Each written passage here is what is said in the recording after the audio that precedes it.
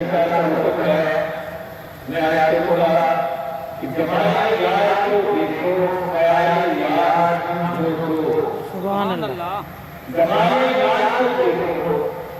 اب خدا تعالیٰ ایک نور ہے، وہ زمانے میں جب آیا اس نے کی صورت بنائی کہ نور ہے اور اس صورت ہے وہ ظاہر نہیں کر سکتا تھا. اس نے کوئی صورت کو بنائی تھی جس میں وہ اپنے آپ کو دیکھنا چاہتا تھا، دکھانا چاہتا تھا، اور پھر فرمایا کہ یہی میری صورت ہے، میں نے اپنی صورت میں ہی یہ صورت پیدا کی ہے، اس جمال کو دیکھو اور خیال یار سمجھ لو.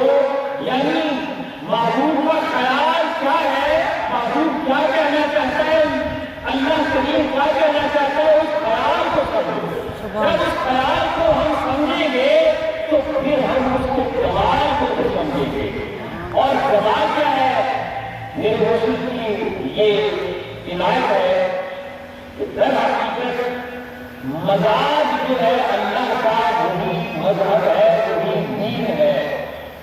اللہ کا کیا مطلب ہے بس یہی ہمیں سمجھ نہیں آئے. اسی وجہ سے کتنے دین، کتنے مذاہب، کتنے فرقے، کتنے مسائل بنے. فقراء نے مسلم کی نگاہ سے، یعنی اللہ کے بندوں نے، فقراء نے نبی کی وہ خاص رحمت سے اس بات کو سمجھا کہ در حقیقت دین جو ہے وہ خدا کا مزاج ہے.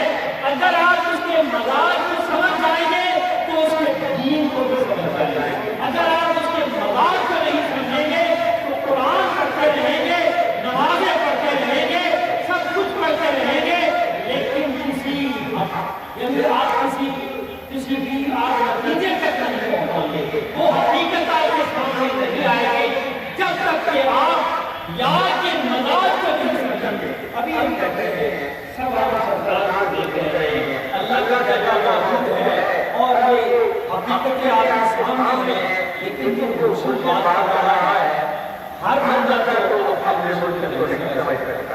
یہی وجہ ہے کہ نبی پاک کی بات کو ہر بندہ نہیں سمجھ سکتا.